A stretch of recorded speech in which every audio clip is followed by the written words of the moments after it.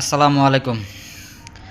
প্রিয় দেশবাসী, আমাদের সকলের প্রিয় ডক্টর নুনুস স্যারের সাঙ্গপাঙ্গরা দেশটাকে লুটেপুটে যেভাবে খাচ্ছে, এভাবে খেতে থাকলে ১ বছর পরে দেশটা এমনিতেই অটোমেটিকলি দেউলিয়া হয়ে যাবে।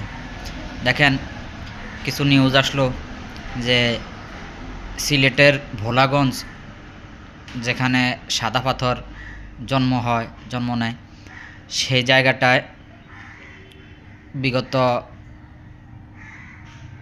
এই সরকারের আগে যত সরকার ছিল সবার আমলেই ওখানে সাদা পাথরে একটা টইটম্বুর অবস্থা ছিল। কিন্তু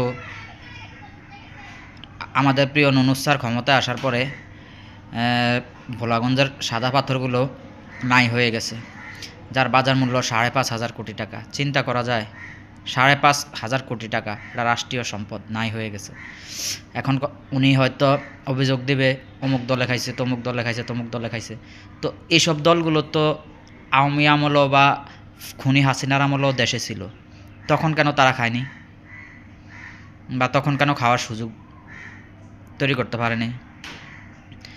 এখন কেন খাওয়ার সুযোগ তৈরি করতে পারতেছে? এই দায় কার? এই দায় অবশ্যই আপনার, এই দায় রাষ্ট্রের, এই দায় রাষ্ট্রপ্রধানের। ১০০তে ১০০% দায় হলো রাষ্ট্রপ্রধানের। আপনাকে কি এই আঙ্গুল চষার জন্য ক্ষমতায় বসানো হয়েছে? নাকি আঙ্গুল চুষতেছেন? দেশব্যাপী লাশের পরে লাশ পড়তেছে, দেশব্যাপী মবের উৎসব চলতেছে, আর আপনি বসে বসে আঙ্গুল চষেন? আঙ্গুল চষার জন্য আপনাকে ক্ষমতায় বসানো হয়েছিল? গতকালকে দেখলাম আবার সাবেক উপদেষ্টা নাহিদ ইসলামের, ন্যাশনাল চান্দা পার্টির প্রধান নাহিদ ইসলামের বাবা একটি খেলার মাঠ দখল করতে গিয়ে জনতার বাধার সম্মুখীন হয়েছে, সেটারও লাইভ ভিডিও সামনে চলে আসলো। তো সব কিছু তো আর ভিডিও সামনে আসে না, অনেক কিছু তো গোপনেও করতেছে, অপ্রকাশিত থেকে যাচ্ছে, সেগুলো তো আমরা জানতেছি না। তো ওই যে ক্ষমতা পাওয়ার পরে আপনারা যা শুরু করেছেন, আপনারা তো ফ্যাসিস্টের চেয়েও ভয়াবহ হয়ে উঠতেছেন। হাসিনার ফ্যাসিস্ট আমলের চেয়েও আপনাদের শাসনামল ভয়াবহ হয়ে উঠতেছে।